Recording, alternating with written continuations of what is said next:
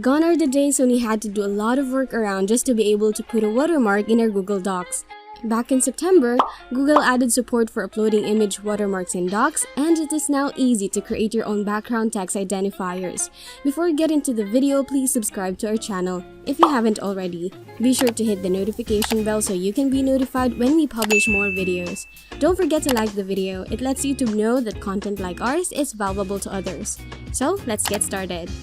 In your document, click Insert, and we have this new feature here, the watermark. Clicking it will open a side panel that features options for image or text watermark.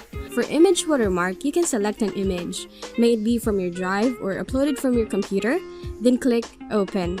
You can scale the text, click this to fade or not to fade the image, and we also got more options here for us to be able to customize the image watermark to our liking.